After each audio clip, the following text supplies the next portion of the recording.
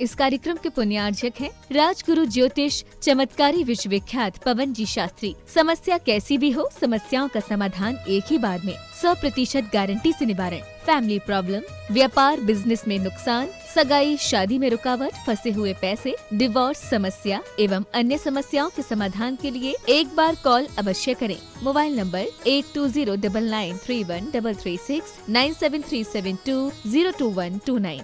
Branch Hyderabad एवं Mumbai www.rajguruastrologer.com।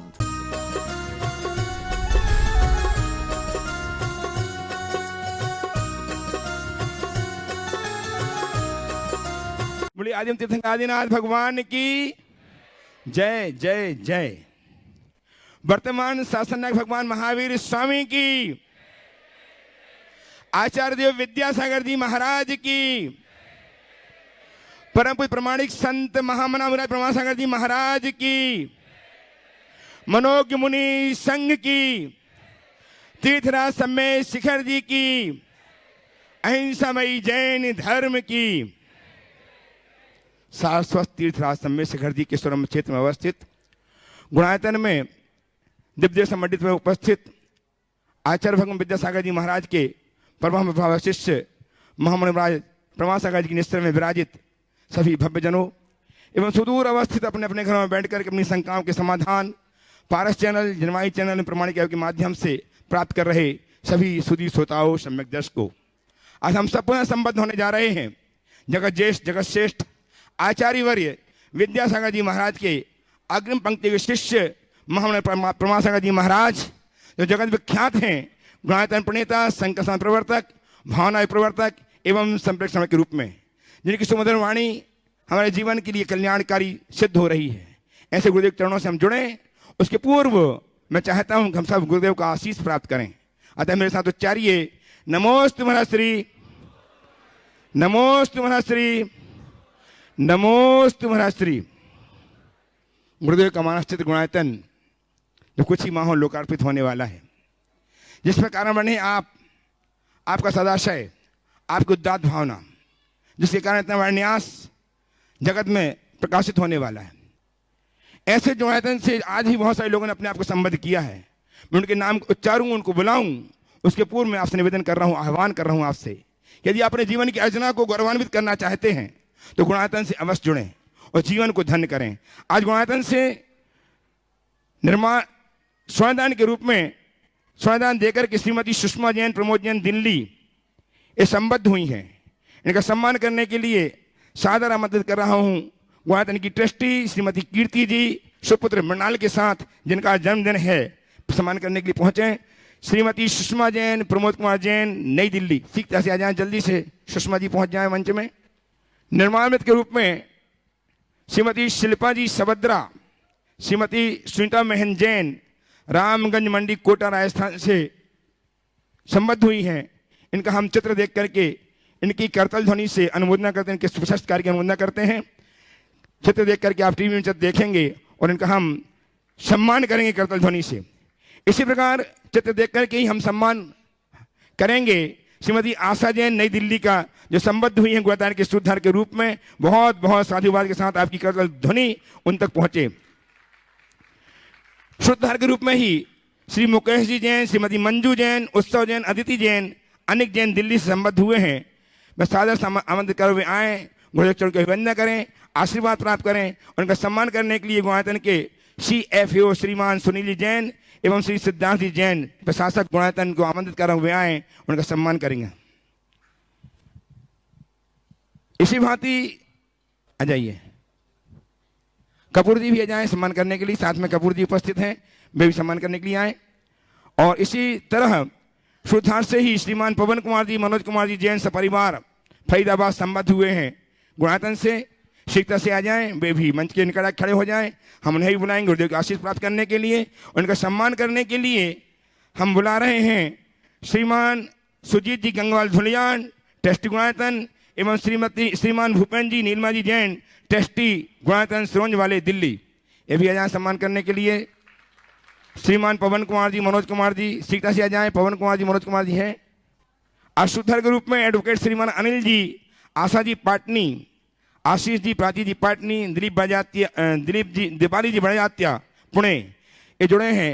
इन्हें सादर आमंत्रित कर रहा हूँ वे आए, गुरुदेव चरणों की अभिवंदना करें, आशीर्वाद प्राप्त करें। इनका सम्मान करने के लिए श्रीमान संजीव जी, संगीता जैन अलंकार भोपाल, सुजीत जी गंगवाल धुलियान ट्रस्टी गुणायतन सम्मान करेंगे। भूपेंद्र जी, नीलिमा जी सम्मान करेंगे। आज सम्मान करेंगे आप भूपेंद्र जी, आई सम्मान करने के लिए भूपेंद्र जी सम्मान। भूपेंद्र जी और श्रीमान शुभम जैन जो IPS हैं उनका सम्मान कर रहे हैं श्रीमान सुजीत गंगवाल धुलियान ट्रस्टी गुणायतन एवं श्रीमान संजीव जी, संगीता जी अलंकार भोपाल सम्मान कर तालियां लगातार बजाएं। ये ऐसा व्यक्तित्व हमारे बीच में है जिन्होंने अपने बेटों को IPS की पद में विस्थापित करके जैन समाज को गौरवान्वित किया है। और पाटनी जी सम्मान करने के लिए पहुंचे। पाटनी जी आज गुणायतन के सुधार के रूप में जुड़े हैं, बहुत बहुत साधुवाद के साथ सम्मान कर रहे हैं। श्रीमान अरुण जी सिंघई गोलू सिंघई परमार जबलपुर वे जी आ जाएं सम्मान करने के लिए। और आज गुणायतन के श्रोमणी संरक्षक के रूप में श्रीमती मनोरमा जैन, धर्मपत्नी स्वर्गीय राजेंद्र कुमार जैन, हो तो गया, शुभम जी आ जाए IPS, शुभम जी, सम्यक जी जैन, उनके साथ उनके भाई और पिता श्री भूपेंद्र जी जैन, नीलमा जी जैन दिल्ली, ये ट्रस्टी गुणायतन है, इनके बेटे हैं दोनों IPS बने हैं। शुभम जी, तालियां बजाइए आप लोग। ऐसा युवक तुम्हारे सामने खड़ा है जो जैन धर्म को, जैन समाज को गौरवान्वित करने वाला है। ऐसे शुभम जी का सम्मान करने के लिए आमंत्रित कर रहा हूं श्रीमान सुजीत जी गंगवाल धुलियान ट्रस्टी गुणायतन सम्मान करेंगे। आपकी तालियां लगातार सम्मान करती रहें, इनका तालियों से सम्मान करें।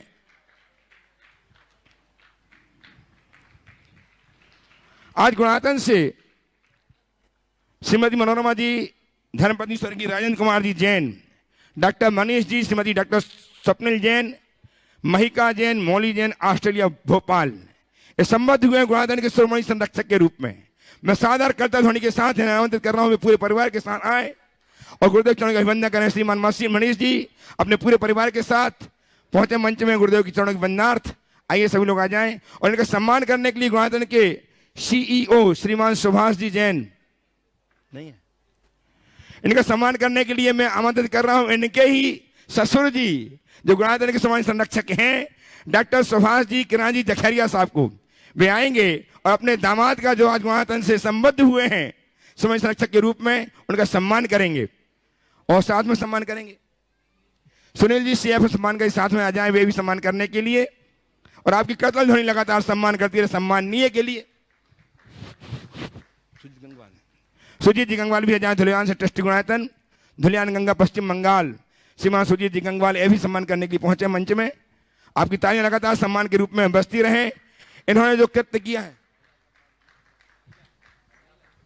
मिला रहा हूं ना, बहन प्रति बहन शकुन देती भी सम्मान करने के लिए मेरा सम्मान किया जाए। और कीर्ति जी ट्रस्टी गुणायतन दिल्ली से वो भी आ जाए। आज इनके बेटे का जन्मदिन है, 28वां जन्मदिन, इन्होंने बहुत सौभाग्य प्राप्त किया है। इन्हें हम शुभाशीष शुभभावनाएं अर्पित करते हुए भावना भाते हैं कि निरंतर गुणायतन के लिए ऐसे ही निरंतर कार्य करते रहें। चलिए डॉक्टर साहब का सम्माननीय का सम्मान करने का भाव गुरुदेव ने व्यक्त किया है, उनका आशीर्वाद उनके लिए सम्मान के रूप में है ही, लेकिन फिर भी मैं डॉक्टर साहब से निवेदन कर रहा हूं कि गुरुदेव चरणों की अभिवंदना करें, आशीर्वाद प्राप्त गुरुदेव से। उनका सम्मान करेंगे सुजीत जी गंगवाल ट्रस्टी गुणायतन धुलियान, श्रीमान सुनील जी CFO गुणायतन CFO देहरादून। और आज गुणायतन से स्वदान देकर अपने स्थान में खड़े होकर के अभिवंदना करेंगे, आशीर्वाद प्राप्त करेंगे श्रीमान अशोक कुमार जी, चंद्रकांता जी, गौरव जी जैन, भानु जैन, बड़कुल परिवार ललितपुर, इन्होंने स्वर्ण प्रदान करके जीवन को स्वर्णिम किया है, बहुत बहुत साधुवाद। सुनील जी छावड़ा, श्रीमती सालू छावड़ा पटना, इन निर्माण निधि को संबद्ध हुए हैं, बहुत बहुत साधुवाद। यदि उपस्थित हैं तो अपने स्थान में खड़े होकर आशीर्वाद प्राप्त कर लें।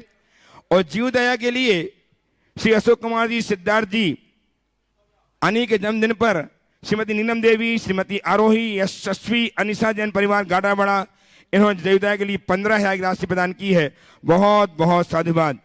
छोटे छोटे बच्चों ने जो समर प्रकाश जैन प्रबंधक गुरुकुल हसनापुर, उनके पोते की तरफ से गुणायतन के लिए उनकी गुल्लक की राशि प्राप्त हुई है, बहुत बहुत साधुवाद आपकी करतल ध्वनि उन बच्चों के लिए। सम्मान करने की अनुकृति, हाँ, अनुकृति प्रदान करने की श्रीमान सुनील जी एवं सुजीत जी अनुकृति प्रदान करेंगे। अनुकृति दो, अनुकृति अनुकृति दो, ये गुणातन की अनुकृति प्राप्त कर रहे हैं। इनके हाथों से श्रीमान सुजीत जी सुनील जी के हाथों से अद्भुत अनुकृति इनके करकमलों में प्रदान की जा रही है। आपकी तालियां इनके इस अभिनंदन के लिए बजती रहें। शुभ प्रकाश जैन प्रबंधक गुणायतन गुरुकुल हस्तिनापुर के पोते, उन्होंने जो गुणायतन में अपनी गुल्लक भेजी है, बहुत बहुत साधुभाव के साथ आपकी करतल ध्वनि उन तक पहुंचे। मैं पहले प्रश्न के लिए आमंत्रित कर रहा हूं गुणायतन के ट्रस्टी जिनका जन्मदिन है, मृणाल जी जैन, अपनी मम्मी के साथ गुरुदेव से आशीष प्राप्त करते हुए संकल्प प्रस्तुत करेंगे और तैयार रहेंगे। पार्श्व बिहार से श्रीमान नरेश जी जैन, पार्श्व बिहार दिल्ली से। नमोस्तु भगवान। भगवान, बढ़ती हुई उम्र और घटती हुई इस पर्याय में हमारी आयु के प्रति हमारा क्या दृष्टिकोण होना चाहिए? बहुत अच्छा सवाल है। बढ़ती हुई उम्र और घटती हुई आयु के प्रति हमारा क्या दृष्टिकोण होना चाहिए? बस एक ही बात मानस में अंकित होना चाहिए कि क्षण क्षण हम क्षीण हो रहे हैं और क्षीण होते हुए हर क्षण को निचोड़कर हमें उसका अमृत निकालना है और हमें मर्त से अमर्त की ओर बढ़ना है, मृत्यु से अमृत्यु की ओर अपने जीवन को आगे बढ़ाना है, भंगुर से शाश्वत की ओर दृष्टि हमारी होनी चाहिए, जड़ से चेतन की ओर हमारा ध्यान जाना चाहिए। यदि ये समझ विकसित हो तो हम क्षण क्षण क्षीण होते हुए इस जीवन को सार्थक बनाने में समर्थ हो सकते हैं। नमोस्तु। नरेश जी जैन उपस्थित हूँ पार्श्व बिहार दिल्ली से। तैयार हैं विद्याश्री आलोक जी, श्रीमती विद्या जी जैन सागर। नमोस्तु गुरुदेव। मेरे सारे परिवार की ओर से, चौधरी परिवार की ओर से नमोस्तु, अंकुर कॉलोनी के सभी लोगों की ओर से नमोस्तु भगवान। महाराज जी, मेरा प्रश्न है कि हम कर्मों का कीचड़ मन की भावनाओं से ही बनता है और मन की भावों से ही कर्मों का कीचड़ साफ होता है। आजकल विश्व भर में कई जगह युद्ध चल रहे हैं और कई जगह अन्य पाप कार्यों के समाचार भी हमें निरंतर मिलते रहते हैं। हम लोग उन्हें दिन भर टीवी पर देखकर आपस में चर्चा करके अपनी सहभागिता देते हैं। हे गुरुदेव, क्या इन पाप कार्यों का दोष हमें भी लगेगा और हम इन पाप कार्यों के कीचड़ से कैसे दूर हो सकते हैं? कृपया समाधान दें। बेशक लगेगा, और इसका एक ही पहला उपाय तो यह है कि हमें ऐसे कृत्यों के प्रति सावधान रहना चाहिए। अनावश्यक बातों से हमें बचना चाहिए। देखिए, दो तरह के पाप होते हैं, एक वह जो आपकी मजबूरी है और एक वह जो बिल्कुल गैर जरूरी है। यदि कहीं कोई मजबूरी हो, उसमें जो रोज़मर्रा के जीवन के लिए आपको करनी पड़ती वो क्षम्य है, लेकिन जो गैर जरूरी है, जिसकी कोई उपयोगिता नहीं, जिसका कोई औचित्य नहीं, उससे तो बचा जा सकता है। आजकल मीडिया और अन्य माध्यमों से जो लोग अपने भाव को बिगाड़ते हैं और बिना किए बड़े पाप को भोगते हैं, उनसे बचा जा सकता है। ऐसे भी ये हमारी प्रगति को रोकते हैं। उनमें जो हमारा समय और शक्ति व्यर्थ होती है, उसका कोई लाभ नहीं मिलता। क्यों ना हम अपने कीमती समय को रचनात्मक दिशा दें और ऐसे तमाम कृत्यों से बचें जो हमारे जीवन को बिगाड़ने वाले। नमस्ते। उपस्थित हों IPS श्रीमान शुभम जी जैन, सम्यक भाई शुभमक के साथ जो IITN है, और उनके साथ उनके मम्मी पापा भूपेंद्र जी नीलिमा जी जैन दिल्ली, ट्रस्टी गुणायतन। तैयार रहेंगे गुणायतन के आर्किटेक्ट ट्रस्टी श्रीमान चंद्रशेखर जी जैन विदिशा।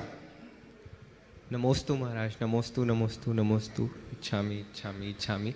महाराज, कई बार हमारा बाहरी व्यवहार जो होता है वो स्थिति के अनुकूल होता है, औपचारिकताओं के अनुकूल होता है, परंतु हमारे जो अंतर के विचार हैं उनसे मेल नहीं खाता। जैसे एक उदाहरण यही हो गया कि कई बार मैं शायद अपने पिताजी से ही असहमत हूँ, लेकिन कभी बोलूँगा नहीं आदर के चलते, पर और भी औपचारिक स्थितियों में ये और होता है। तो क्या ये उचित है कि हम वही व्यवहार करते रहें जो अनुकूल है, और क्या ये सही उस मामले में किस तरीके से इससे जूझा जाए? पहले तो मैं चाहूँगा एक बार जोरदार करतल ध्वनि से शुभम भाई का अभिनंदन करें। ये 2022 बैच के आईपीएस के रूप में सेलेक्ट हुए हैं और इस बार मेंस निकाल कर आए हैं, जो थर्ड अटेम्प्ट है। मैं उम्मीद करता हूँ अगली बार आईएएस बन कर के आएँ। हमारे समाज के संस्कार युक्त युवक युवती यदि प्रशासनिक क्षेत्र में आगे बढ़ते हैं तो निश्चित हमारे समाज का भविष्य संवरता है। मैं अपेक्षा रखूँगा शुभम से कि बस समाज, धर्म, संस्कृति और राष्ट्र के लिए शुभम के द्वारा केवल शुभम हो और उसकी उन्नति के लिए जितना बन सके आगे बढ़े, यही मेरा आशीर्वाद है। इनका परिवार तो गुणायतन से जुड़ा हुआ ही है, ये भी धर्म से जुड़े और अपने जीवन का गुणात्मक विकास करे। अब मैं तुम्हारे सवाल पर आता हूँ कि कई बार बाहर कुछ करना होता है और भीतर कुछ होता है, क्या ये सही है? कुछ अर्थ में सही भी है और कुछ अर्थ में गलत भी। कुछ चीज़ें ऐसी होती है जो हमारे शिष्टाचार का अंग मानी जाती है और हमें उन शिष्टाचारों का पूरी तरह पालन करना ही चाहिए। किसी के प्रति अगर हमसे बड़े हैं तो उनका विनय करना, उनका बहुमान करना हमारा कर्तव्य है। हो सकता है असहमति हो, लेकिन उस असहमति को प्रकट करना उनका दिल दुखाना है जो अधर्म है। इसलिए उस असहमति को अपने भीतर रखना होता है। समझ गए? तो ये हमारा कर्तव्य है, इसका हमें पालन करना चाहिए। लेकिन दूसरे अर्थ में हम किसी को बेवकूफ़ बनाने के लिए मुंह में मीठा बोल रहे हैं और अंदर अभिप्राय खोटा रखे हैं तो वो गलत है। हमारा प्रत्येक व्यवहार उसके साथ जुड़े हुए संदर्भ से जुड़ा होता है, उस पर निर्भर करता है। हमारा आशय क्या है? पिताजी का विनय, पिताजी की विनय मुझे करना है, उनका आदर, उनके प्रति बहुमान है, तो उनके प्रति असहमति रहते हुए भी मैं प्रतिवाद नहीं करूँगा, ये मेरा कर्तव्य है। और दूसरा, हाँ पिताजी के हाँ में हाँ मिलाओ ताकि मेरे पिताजी खुश रहे और मैं अपना कोई और दूसरा उल्लू सीधा करूँ, ये भी हो सकता है। तो ये दुरभिप्राय, ऐसे खोटे अभिप्राय को रखने वाला अच्छा नहीं माना जाता। समझ गए? तो प्रसंगानुसार सारे व्यवहार निर्भर करते हैं। आइए चंद्रशेखर जी, आर्किटेक्ट गुणायतन। एक मिनट, ये भी दूसरा भाई, क्या नाम तुम्हारा? नमोस्तु महाराज जी। सम्यक। मेरा नाम सम्यक है। हाँ बोलो। इच्छामी। महाराज जी, अधिकतम मनुष्य 7 से 8 घंटे की नींद लेते हैं और मैंने ऐसा सुना है कि मुनिगण केवल 4 से 5 घंटे की नींद लेते हैं और अरिहंत परमेष्ठी की नींद और भूख आदि नहीं होती है। तो क्या नींद हमारी एक आध्यात्मिक स्थिति को दर्शाती है? और जैन धर्म में नींद का मुख्य कारण क्या बताया गया है तथा युवावस्था में हमें कितनी नींद लेनी चाहिए? इस पे मार्गदर्शन। देखिए, नींद हमारे शरीर की और मन की दोनों की आवश्यकता है। उसकी पूर्ति के लिए सभी लोग नींद लेते हैं। नींद लेने से हमारा शरीर स्वस्थ होता है और मन भी पूरी तरह फ्रेश हो जाता है। लेकिन नींद कितनी ले, ये सब निर्भर करता है। आम आदमी के लिए 7 से 8 घंटे की नींद आवश्यक है, पर एक अवस्था में पहुंचने पर हम अपने फिजिकल और मेंटल रिक्वायरमेंट को रिड्यूस कर सकते हैं। जैसे आप लोग बार बार भोजन करते हैं, मुनि महाराज एक ही बार भोजन करते हैं, तो क्या हुआ? हम लोगों की रिक्वायरमेंट कम हो गई। एक बार के भोजन, एक बार के पानी से हमारा काम चल जाता है। ये धीरे धीरे अभ्यास से रिड्यूस किया जाता है। बड़े बड़े योगी तो ऐसे होते हैं कि महीने में एक बार आहार लेते हैं, तो ये अभ्यास से होता है। तो जैसे भूख को नियंत्रित किया जा सकता है, वैसे ही नींद को भी कुछ अंशों में नियंत्रित किया जाता है। सामान्य रूप से 4-5 घंटे की नींद अगर ढंग से सो ले तो पर्याप्त होती है।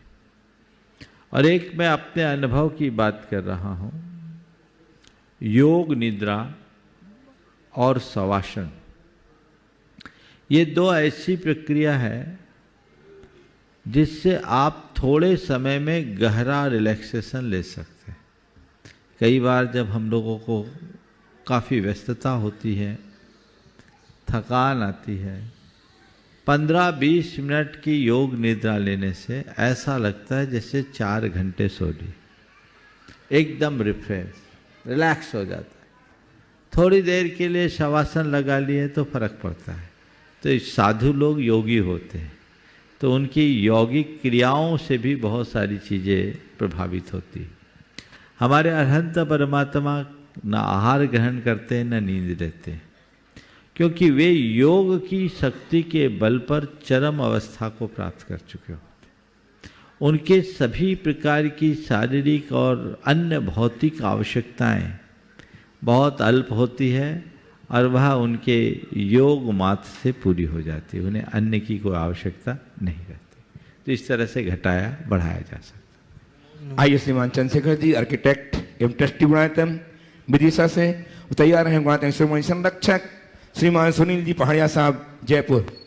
महाराज श्री के चरणों में मेरे और मेरे परिवार की तरफ से बारंबार नमोस्तु नमोस्तु नमोस्तु। समस्त क्षुल्लक महाराज जी के चरणों में इच्छामि इच्छामि इच्छामि। महाराज श्री, इस बार चतुर्मास की सबसे बड़ी उपलब्धि ये रही कि आपके सानिध्य मिलने से बहुत सारा काम हुआ है और बहुत सारा काम पूर्णता की ओर भी है, लेकिन काफ़ी काम शेष है। तो गुणायतन कमेटी ऐसा क्या करे कि आपका सानिध्य मिलता रहे जब तक कि कार्य पूरा ना हो? ये फार्मूला तो हम बताएंगे नहीं, तो हम ही को बांध के रखोगे और हमें बंधना नहीं है। हम तो जिनसे बंधे उनसे ही बंधे। बस मैं तो यही कहूँगा कि गुणायतन कमेटी साथ में सुनील भाई भी खड़े हो जाओ। निर्माण कार्य के ये संयोजक निर्देशक है, परियोजना के जिम्मेदारी बड़ी है। गुणायतन की पूरी कमेटी, आप लोग भी खड़े हो जाओ। सुनील जी, कपूर जी जो भी हैं, कमेटी बहुत तत्परता से जुड़ी हुई है, इसमें कोई संशय की बात नहीं है। कोशिश तो सबने की थी कि हम फरवरी तक काम पूरा कर लें, लेकिन काम इतना बड़ा और बारीक है कि वो फरवरी में कठिनाई दिख रही है। पर मैं ये मानता हूँ, अभी भी यही मान के चलो कि हमें फरवरी तक पूरी काम को पूरा करना है। अपनी गति को बना के रखिए, तो धीरे धीरे धीरे 2-4-6 महीने आगे ये काम हो जाएगा। और अगर आप लोगों के अंदर ये शिथिलता आ गई कि अब तो और टल गया तो और लगेगा 1-6 महीना, तो फिर काम नहीं हो पाएगा। बहुत सानिध्य तो पर्याप्त मिल चुका है, अब तो केवल काम करने की ज़रूरत है। और जो जिम्मेदारियां हैं, जिस गति से काम हो रहा है कीजिए और एकदम फिनिश कर लीजिए। अब काम कंप्लीट नहीं करना है, अब क्या करना है? फिनिश करना है। और फिनिश करने का लक्ष्य बना करके चलिएगा, निश्चित सफलता होगी। मेरा बहुत आशीर्वाद है सभी कार्यकर्ताओं और पदाधिकारियों के लिए कि इसी तत्परता के साथ कार्य को अंजाम दीजिए। आइए पहाड़िया साहब, गुणायतन श्रीमान संरक्षक श्रीमान सुनील जी, जयपुर। और तैयार हैं गुणायतन के श्रीमान संरक्षक श्रीमान मनीष जी, स्वप्निल जी जैन, महिका मौली, सिडनी, ऑस्ट्रेलिया। महाराज जी के चरणों में बारंबार नमोस्तु। समझ ब्रजमान छुल्ला जी के इच्छामि इच्छामि। महाराज जी, आपके निर्देशन हम लोग तत्परता से काम में लगे हुए हैं और जिस गति से ये काम बढ़ रहा है, हम उम्मीद करते हैं कि बहुत ही जल्दी ये पूरा कर लेंगे। प्रश्न ये है कि महाराज जी कि हम लोग अपने जीवन में देखते हैं कि कोई भी व्यक्ति कोई भी परिवर्तन अगर आता है या कोई भी असामान्य स्थिति आती है तो उसका सामना कर लेता है, वो सक्षम होता है उसको सामना करने का। लेकिन फिर भी हम दैनिक कार्यों में देखते हैं कि छोटी मोटी सी परिवर्तन या कोई भी असामान्य घटना घट जाती है तो हम बहुत ज़्यादा घबरा जाते हैं और बड़ी ही असमंजस हो जाते हैं। तो ऐसा महाराज जी क्यों होता है जीवन में? देखिए, 2 तरह की स्थितियाँ हैं। कुछ लोग होते हैं जो चीज़ों को समझते हुए सब चीज़ों को स्वीकार लेते हैं, और कुछ लोग होते हैं जो चीज़ों को समझ भी नहीं पाते हैं और कदाचित समझ ले तो स्वीकार नहीं पाते। जो समझकर स्वीकार लेते हैं उनकी प्रतिक्रियाएं अति अल्प होती है, और जो समझ नहीं पाते या स्वीकार नहीं पाते उनकी प्रतिक्रियाएं प्रायः नकारात्मक होती हैं, वो घबरा जाते हैं। इससे बचने का एक ही उपाय है, वह है वस्तु स्वरूप का विचार। एक बात हर व्यक्ति को अपने दिल दिमाग में अंकित कर लेनी चाहिए, चीजें हमारे नियंत्रण में नहीं हैं। हम जो चाहे वह हो ये हमारे हाथ में कतई नहीं है, पर जो कुछ हो रहा है उसे हम चाहें ये हमारे हाथ में जरूर है। तो जिस पर हमारा जोर है हम उस पर ध्यान दें, जिस पर हमारा जोर ही नहीं चलता हम उसके पीछे परेशान क्यों? आपके शरीर में कितने परिवर्तन हुए बचपन से अब तक? काफी हो गए। हाँ, काफी हो गए। एक्सेप्ट किए कि नहीं? अरे कहाँ वो 25 साल की उम्र की एकदम छरहरी जवानी वो होती तो बहुत अच्छी, क्यों ढल गई? ये प्रौढ़ावस्था क्यों? आगे वृद्धावस्था होगी। एक्सेप्ट क्यों कर रहे हो? अच्छा तो नहीं लगता? लगो सबको तो वो अपने यौवन का जो यौवन की खुमारी होती वो अच्छी लगती है सबको, लेकिन समय के साथ वो बीतती है, फिर हम स्वीकारते हैं क्योंकि हमने इसे निसर्ग के नियम के रूप में स्वीकार कर लिया है। ये प्रकृति की व्यवस्था है, इसमें मेरा कोई जोर नहीं है। Change is nature of the nature, इसमें मेरा कोई कंट्रोल नहीं। एक्सेप्ट किया ना? तो जैसे ये परिवर्तन स्वीकारने के लिए हम तैयार हैं, ऐसे बाहर भी कोई परिवर्तन हो तो उसे एक नेचर मानकर, एक संयोग मानकर स्वीकार लो।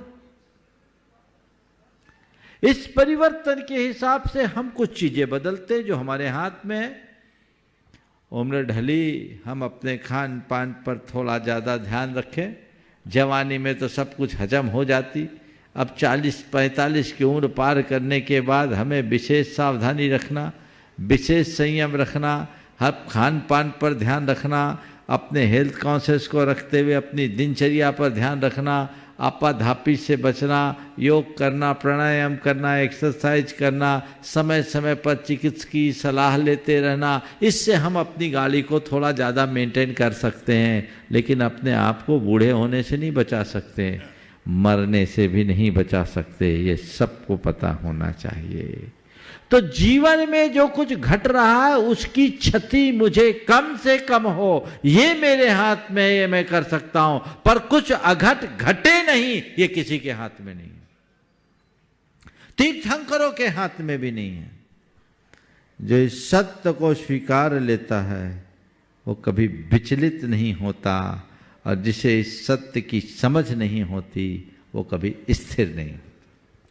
आइए संरक्षक श्रीमान मनीष जी, स्वप्न जी जैन, महिका मौली के साथ सिडनी ऑस्ट्रेलिया से, और साथ में इनके ससुर साहब श्रीमान डॉक्टर सुभाष जी जखेरिया, किरण जी जखेरिया तैयार रहेंगे। इनका तो हो जाए दो। हाँ, नमोस्तु आचार्य, नमोस्तु महाराज, नमोस्तु महाराज। सभी क्षुल्लक संघ के लिए मेरा क्षाम महाराज। सिडनी में विडंबना है कि हमारी समाज में कई मतांतर हैं और कई प्रकार की क्रियाएं आगम अनुसार नहीं होती हैं। तो मेरा 2 सवाल हैं। एक तो साधर्मिक किसको कहें, दूसरा सवाल उन मिथ्यात्वपूर्ण क्रियाओं की अनुमोदना किस हद तक करें। पहले तो मैं चाहूँगा एक बार जोरदार करतल ध्वनि से मनीष भाई का और पूरे परिवार का अभिनंदन करें। ये 7 समंदर पार रहते हुए भी पूरे संस्कारों से भरे हुए हैं। सिडनी में रहने के बाद भी यदि सम्यक्त और मिथ्यात्व की समझ है तो मैं समझता हूँ इससे अच्छी बात और कोई नहीं होगी। और नियमित वहाँ प्रवचन आदि सुनते रहते हैं, और यहाँ आए अपने ससुर जी के साथ मन बनाकर आए कि जो मेरे ससुर जी हैं वही काम मुझे करना है। आज एक बार इनका अभिनंदन कीजिए, क्योंकि इन्होंने शिरोमणि संरक्षक के रूप में जुड़कर अपनी पीढ़ियों को जोड़ रखा है। एक बार पुनः अभिनंदन करें। इनके ससुर साहब डॉक्टर सुभाष जी जकेरिया तो शिरोमणि थे ही। आज ये पहला संयोग है डॉक्टर साहब, इतने शिरोमणि, खड़े हो जाओ एक बार। ये पहला संयोग है कि ससुर और जवाई दोनों शिरोमणि बने, पहला है। बहुत बने भाई भाई बने हैं, लेकिन बाप बेटा नहीं बने और ससुर जमाई नहीं बने। ये पहली मिसाल है, बहुत अच्छी है, अनुकरणीय है। आपने जो पूछा है कि हम साधर्मी किसे माने और मिथ्यात्व पोषक क्रियाओं का समर्थन हम किस हद तक करें। देखिए, साधर्मी वो है जो जिनमत का श्रद्धानी है, जिनमत के अनुरूप चलने वाला, जिनमत का श्रद्धानी होने वाला या अपने आप को जिनमत का अनुयायी मानने वाला हर कोई साधर्मी है, भले वो नाम का भी क्यों ना हो। उसे हमें साधर्मी की तरह देखना चाहिए। और आप जैसे जिस क्षेत्र में रह रहे हैं वहाँ तो सब, मैं तो कहता हूँ साधर्मी का भाव तो हो ही, भारतीय का भाव भी होना चाहिए। वो भी तुम्हारा एक प्रकार का साधर्मी, ऐसा समझकर चलना चाहिए, ताकि हम अपने सांस्कृतिक प्रवाह को आगे बढ़ा सकें। जहाँ तक सम्यक्त और मिथ्यात्व का सवाल है, मिथ्यात्व पोषक क्रियाओं का हमें रंच मात्र भी समर्थन नहीं करना चाहिए। बाह्य लोकाचार में कोई करे, हम उसमें सहभागी न बने, भले हम उनका विरोध न करें। और मैं यही कहूँगा, न तो विरोध करो न समर्थन करो, उनके प्रति तटस्थ बनकर। और दे दो। नमोस्तु महाराज, नमोस्तु नमोस्तु नमोस्तु। जब हम मंदिर में जाते हैं और हम निसही निसही निसही बोलते हैं, तब भी कभी कभी बाहर के भाव आ जाते हैं, उसको कैसे ठीक कर जाते हैं? देखो, बहुत सुंदर। ये निसही निसही निसही क्यों बोला जाता है पता है? बताओ।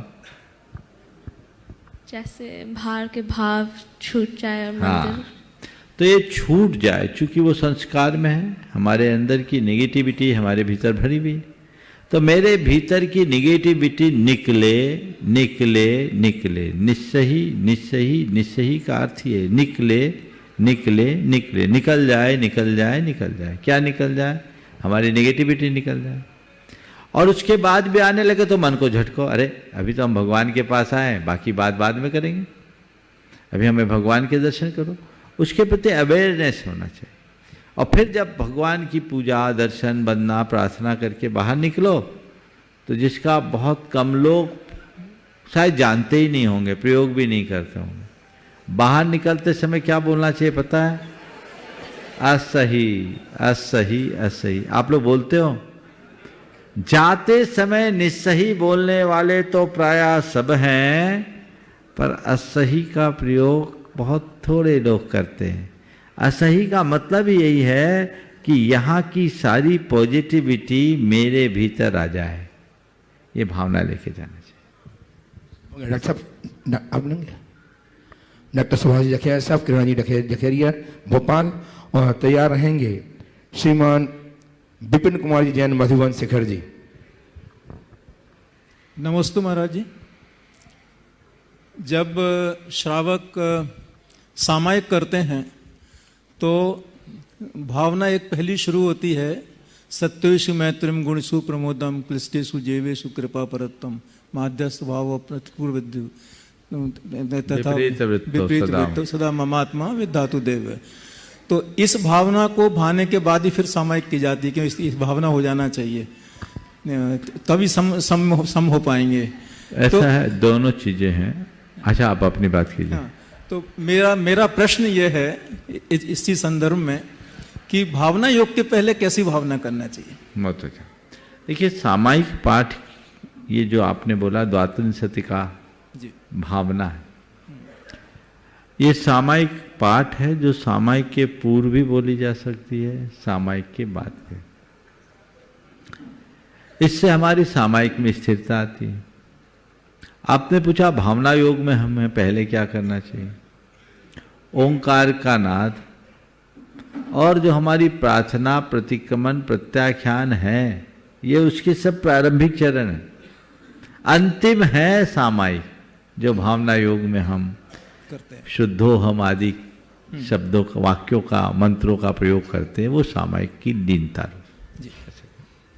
नमस्ते विपिन जी जैन बस में उपस्थित हों और तैयार हैं कुमारी रिया जैन गिरतगंज। इस बीच में श्रीमान मुकेश जी, कल्पना जी, हर्षित जी, रिया जी, पायस जी जैन कोरवा, इन्होंने गुणादान के लिए स्वर प्रदान किया। अपने स्थान में खड़े होकर आशीर्वाद प्राप्त कर लें। श्रीमान मुकेश जी, परिवार, कोरवा, छत्तीसगढ़ उपस्थित हों। रिया जैन गिरतगंज तैयार हैं। एडवोकेट अनिल जी, आशा जी, पाटनी, पुणे आज शुद्ध रूप संबद्ध हुए हैं।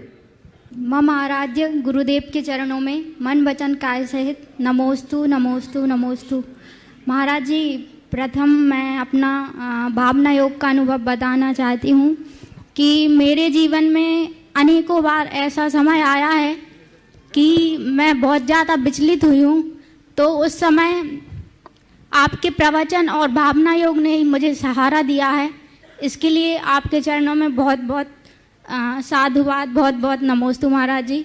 इसके बाद मेरा प्रश्न ये है कि आज के जो धार्मिक लोग हैं, जो क्रिया वाला धर्म तो बहुत करते हैं और द्रव्य हिंसा से भी बचने का बहुत मतलब उसमें सावधानी रखते हैं और सभी को बताते भी हैं हमें द्रव्य हिंसा, जीवों की हिंसा नहीं करनी चाहिए। पर जो एक भाव हिंसा होती है, जो वो अपनी बाड़ी के द्वारा किसी का दिल दुखाते हैं या फिर अपनी बाड़ी से कुछ ऐसा कह देते हैं कि दूसरों के मन पर एवं मस्तिष्क पर उसका बहुत बुरा प्रभाव पड़ता है। और जो पुरानी जनरेशन है वो उनका उद्देश्य तो सही रहता है, हमें मतलब हमारा वो भला ही चाहते हैं, पर उनकी बाणी जो होती है वो कभी कभी मतलब एकदम इतना ज़्यादा सच बोल देते हैं कि वो हमारी जनरेशन को उनके शब्द मतलब हम उनको गलत तरीके से ले लेते हैं और उनका जो उद्देश्य होता है, उनका जो सही उद्देश्य होता है और उनके जो शब्द सही नहीं होते हैं, तो वो जो बात हमको समझाना चाहते हैं वो बात हम तक सही रूप में नहीं आ पाती है। जैसे समझदार लोग तो समझ पाते हैं कि ये हमारा भला चाहते हैं, पर कहीं ना कहीं मतलब शब्दों से हम उसका गलत अर्थ भी ले लेते हैं। तो महाराज जी इस शंका का समाधान कर दीजिए। देखिए, बहुत अच्छा सवाल आपने किया।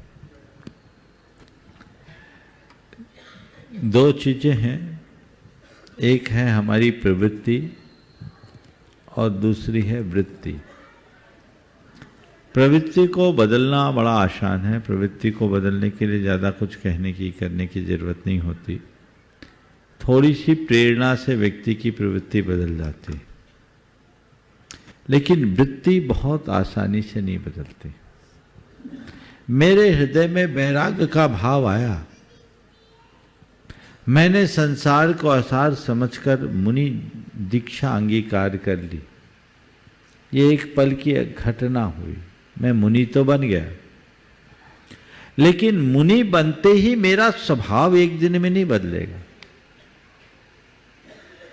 अगर मुनि बनने के पहले मैं गुस्सैल था, मुनि बनने के पहले मेरी झूठ बोलने की आदत थी, अगर मुनि बनने से पूर्व मेरी लड़ाई करने की प्रवृत्ति थी, मुनि बनने से कुछ पूर्व यदि मेरे अंदर कोई दुर्बलताएं थी, तो वो सब एकाएक कैसे बदलेंगे?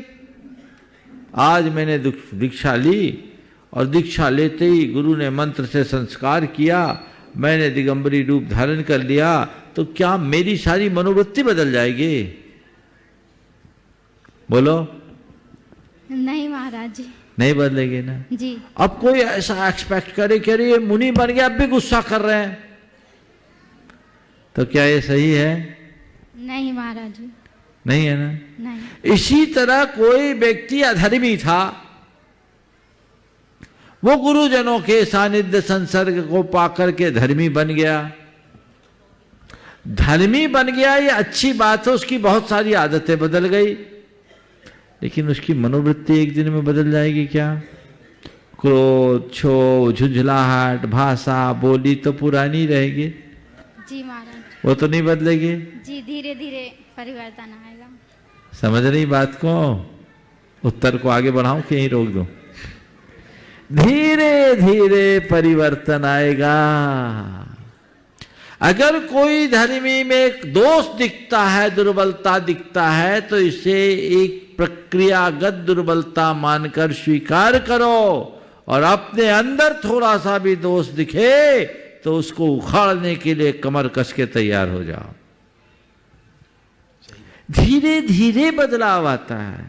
संस्कार एक पल में नहीं बदलते, वक्त लगता है। समझ गए? अब एक जगह एक घटना घटी। एक मुनि महाराज थे और दीक्षाली, अच्छे तपस्वी थे, स्वभाव थोड़ा गुस्सैल था। अब वो एक व्यक्ति गया, वो हम लोगों से अब जुड़ा था, तो हम लोग तो बचपन से इस मार्ग में, तो हम लोगों का स्वभाव अलग है।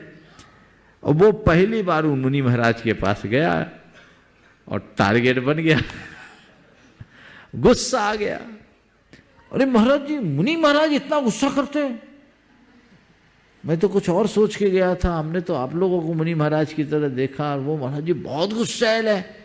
हमने कहा ध्यान रखना, मुनि महाराज गुस्सैल नहीं होते, गुस्सैल आदमी मुनि बन सकता है। क्या बोल रहा हूं? मुनि महाराज गुस्सैल नहीं होते, गुस्सैल आदमी मुनि महाराज बन सकता है। तुझे पता नहीं उनकी बैक हिस्ट्री, वो महाक्रोधी व्यक्ति था दीक्षा लेने के पहले। अब स्वभाव तो एक दिन में नहीं बदलेगा ना। तो तुम ये मत देखो कि वो आदमी मुनि बनकर क्रोध कर रहा है, ये देखो कि ये क्रोधी में कैसा चमत्कार किया, मुनि बन गया। पॉजिटिव सोचिए। जीवन में बदलाव की प्रक्रिया तभी घटेगी। सब में ऐसा हो सकता है, एक दिन में एकाएक किसी में परिवर्तन नहीं आता। तो दूसरों में ये देखना, खुद में नहीं। महाराज ने कहा धीरे धीरे परिवर्तन आता, तो मरते तक मैं भी बदल जाऊंगा, ऐसा मत सोचना। क्या पता कब मर जाऊं, इसलिए मुझे आज ही बदलना है। फिर दूसरा सवाल जो है तुम्हारा, बड़े बुजुर्ग अगर कोई ऐसी बात कह दे जो दिल को चुभ जाए तो क्या करूं? पहले तो बड़े बुजुर्गों को भी थोड़ा संभल कर बात करना चाहिए, और ऐसी ही बात करनी चाहिए जो सामने वाले के हृदय में उतर जाए। ऐसी बात कतई नहीं करना चाहिए कि सामने वाला ही दिल से उतर जाए। ऐसा कभी मत करो। बात ऐसी करो कि वो दिल में उतरे, ऐसा मत करो कि दिल से उतर जाए। सावधानी रखो। और फिर भी कदाचित कोई कह दे तो बहुतों की बातें झेलनी पड़ती है। आप नौकरी पेशा तो नहीं हो? जी महाराज जी, टीचिंग की है मैंने, टीचिंग टीचर की? हूँ जी। तो कभी टीचिंग की तो कभी अपने हेडमास्टर या प्रिंसिपल की झाड़ भी सुनी होगी? जी महाराज जी। क्या करती थी उस समय? शांति से सुनते थे। क्यों सुनते थे? क्योंकि महाराज जी वो जॉब है इसलिए। वो जॉब है इसलिए शांति से सुनना है, ये घर है, परिवार है, इसलिए से शांति से सुनना है। इसमें क्या बुराई? यहाँ क्यों नहीं सोचा? जैसे जॉब में मेरा हित है सुनने में, परिवार में मेरा हित है सहने में। इतनी बात सोच लो। जिस क्रिया में हित बुद्धि होती है वो कभी बुरी नहीं लगती। गाड़ी चलाई हो? जी महाराज जी, केवल साइकिल। चलो कोई बात नहीं, चलाते तो देखी होगी। जी। गाड़ी चलाते हैं, अपनी रफ्तार से चलाते, रेड लाइट आती क्या करते हैं? ठहर जाते हैं। क्यों ठहर जाते हैं? क्यों ठहर जाते हैं? वो हमारे लिए जरूरी है और हमारी सुरक्षा के लिए अच्छी चीज़ है। हमारी सुरक्षा के लिए अच्छी चीज़ है। रेड लाइट हमें रोकने के लिए नहीं, हमें बचाने के लिए जलाई गई। इसलिए इच्छा ना होते हुए भी रेड लाइट देख के गाड़ी रोक देते हैं। यही है ना? जी। रेड लाइट हमें रोकने के लिए नहीं, हमें बचाने के लिए जलाई गई है। इसलिए इच्छा ना होते हुए भी रेड लाइट देखते ही गाड़ी रोक लेते हैं। घर के बड़े जन यदि तुम्हारे लिए कुछ कहे तो समझना ये रेड सिग्नल है जो हमारी सुरक्षा के लिए जरूरी है। एक्सेप्ट करो। वो हमारे प्रगति को रोकना नहीं चाहते, वे हमारी सुरक्षा को सुनिश्चित करना चाहते हैं। ये जो बोल रहे हैं ये मेरे भलाई के लिए बोल रहे, इसमें मेरा हित जुड़ा हुआ है। यदि इतनी बात अंदर उतर जाए तो कुछ भी गड़बड़ नहीं होगा। समझ गए? जी महाराज जी, एक आइए, भावना योग एडवोकेट। से रिलेटेड क्वेश्चन। अब एक ही बहुत जी हाँ। एडवोकेट अनिल जी आशा जी पाटनी पुणे से उपस्थित हो और तैयार हैं श्रीमती सपना जी योगेश जी जैन जबलपुर, साथ में श्रीमान संजीव जी संगीता जी भोपाल अलंकार ट्रस्टी गुणायतन। सभी शुल्लकजियों को इच्छा में गुरुवर हम हर रोज भावना योग करते हैं। भावना योग से हमारे जीवन की 24 घंटे की जो गाड़ी है वो चार्ज हो जाती है 24 घंटे के लिए। उसके बाद हम 4 बातें जो आपकी है वो हम बीच बीच में से पढ़ते हैं। वो पढ़ने के बाद हमको जो उद्बोधन और एक जीवन की दशा और दिशा मिलती है। महाराज जी, मेरा प्रश्न है हमारे गुरुओं ने, तीर्थंकरों ने समाज को अपरिग्रहता का मार्ग दिखाया और समाज तो दिनों दिन भोगवादी विलासता की ओर जोरों से बढ़ता दिख रहा है। विशेषतः सामाजिक कार्य में होने वाले इस गैर आचरण को समाज को कैसे बदलाव करे, गुरु और समाधान करे। बात बिल्कुल सही है। इसका पहला कारण तो मुझे ये दिखता है, गुरुओं को मानते हैं, गुरुओं की नहीं मानते।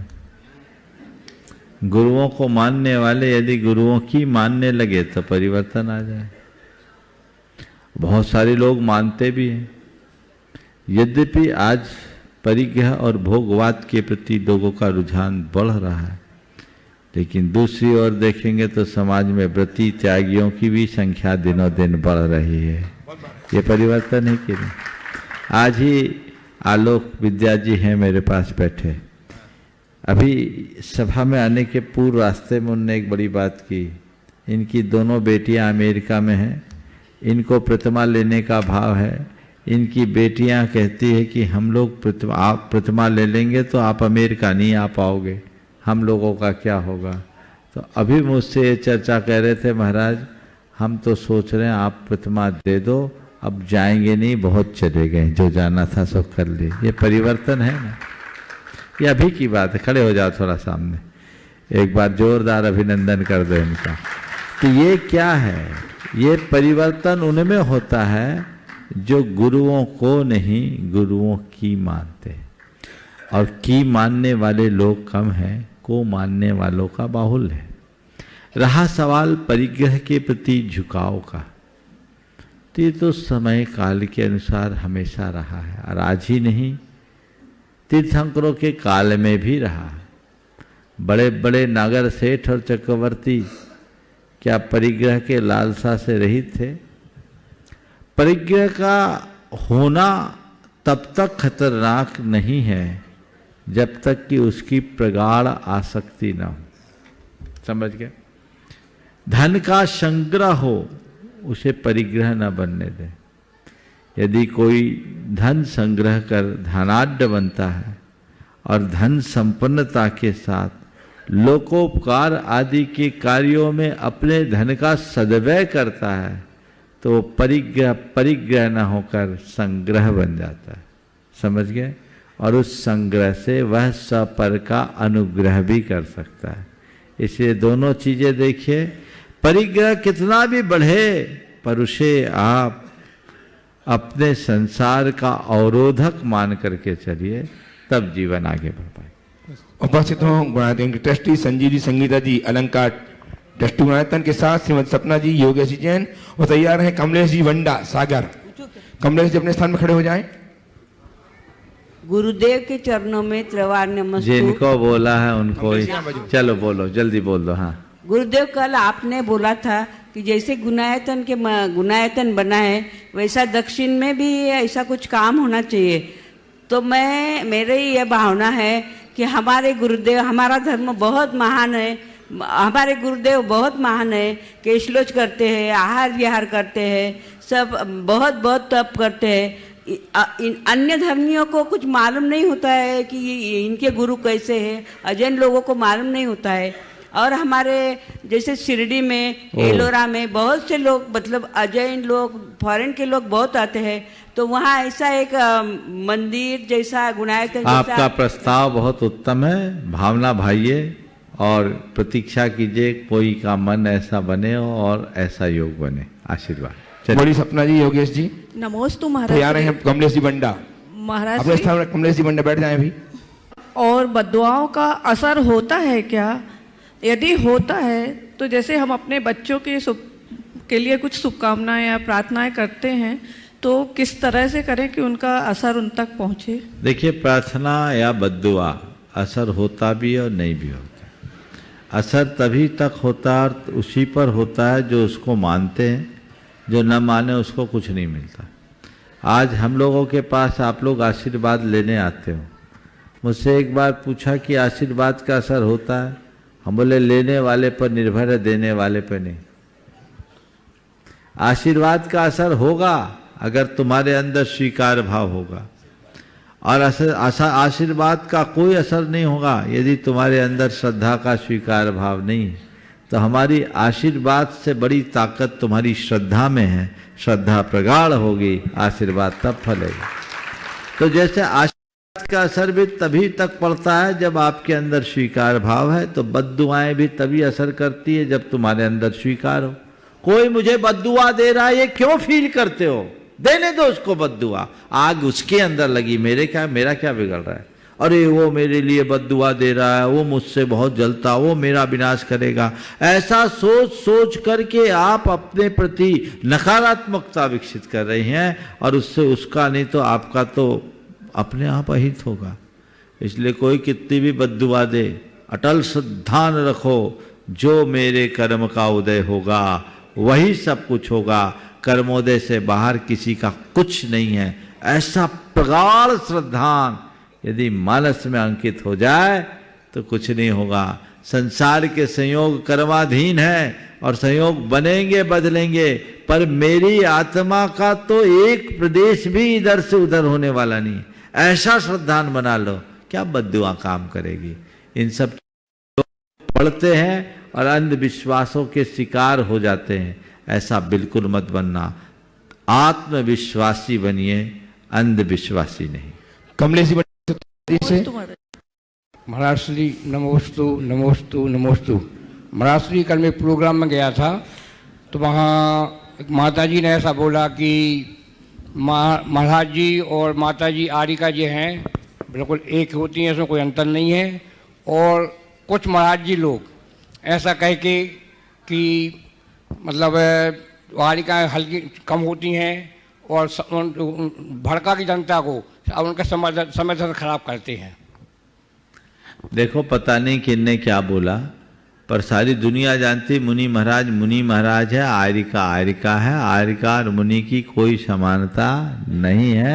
आरिका है, वो मुनि नहीं है। 28 मूल वो पालते, 28 मूल हम पालते हैं। सुनो तो जो बोल रहा हूँ, ये सब चीजें कहने की नहीं है। आरिका है, मुनि है। पंच परमेष्ठी में मुनियों का स्थान है, आरिकाओं का नहीं। चाहे आरिका कितनी भी बड़ी तपस्वी होगी, वो आरिका ही होगी। उसे उपचार से महाव्रती कहा है, उनका पंचम गुणस्थान ही होगा। मुनि छठे सातवें गुणस्थान में जाएंगे। अगर आरिका और मुनि समान है तो फिर आरिकाओं को केवल ज्ञान भी करवा दो ना भाई। 5वें में क्यों रखा? 14वें तक पहुंचा दो, सिद्धालय पहुंचा दो। ये सब अतिरेक है। अपने अपने पद के अनुरूप सबका गौरव और सम्मान अलग बात है, लेकिन इस बात की आड़ में आरिकाओं को मुनि के समान निरूपित करना आगम का अपलाप है। ऐसी बातों को हमें नज़रअंदाज करना चाहिए, न ऐसी बातें सुनना चाहिए, न उससे प्रभावित होना चाहिए। ये बात आगम के अनुकूल कतई नहीं है, व्यवस्था भी नहीं है। जो जिसकी भूमिका है उसकी संपूर्ण व्यवस्था उसी अनुरूप होती है और हमें उसे उसी अनुरूप समझ करके चलना चाहिए ताकि मार्ग प्रशस्त हो। महाराज जी बहुत बार अपनी रोज़मर्रा की ज़िंदगी में ऐसे होता है कि हम किन्हीं लोगों को मिलते हैं जो गृहस्थ आश्रम में भी बड़े बड़े संयम पालते हैं। उनको देखने के बाद, सुनने के बाद मन में उनके लिए तो बहुत अहोभाव होता है, लेकिन खुद के लिए बहुत दुख होता है। हम अभी नहीं पाल सकते, अगर हम ले भी लें देख हम देख। और क्या उसका रीज़न ये है कि हमारी होनहार अच्छी नहीं है, क्योंकि वो तो इतनी बड़ी ऐसा है, इसमें होनहार की कमी नहीं। कल रुके हो कि जा रहे हो? नहीं महाराज जी, कल जा रहे हैं। कल रहोगे शंका समाधान में? नहीं महाराज जी, कल सुबह 9 बजे जा रहे हैं। चलो तो सुन लो, इसीलिए शायद सिफारिश हुई।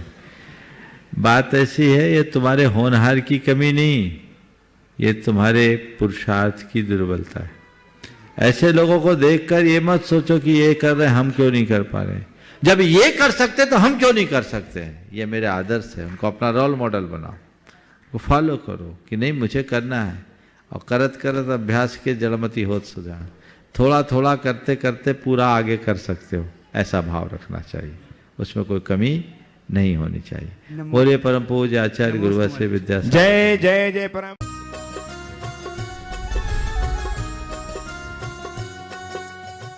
इस कार्यक्रम के पुण्यार्चक थे राजगुरु ज्योतिष चमत्कारी विश्वविख्यात पवन जी शास्त्री। समस्या कैसी भी हो, समस्याओं का समाधान एक ही बार में, 100% गारंटी से निवारण। फैमिली प्रॉब्लम, व्यापार बिजनेस में नुकसान, सगाई शादी में रुकावट, फंसे हुए पैसे, डिवोर्स समस्या एवं अन्य समस्याओं के समाधान के लिए एक बार कॉल अवश्य करें। Mobile number 8209931336 9737202129।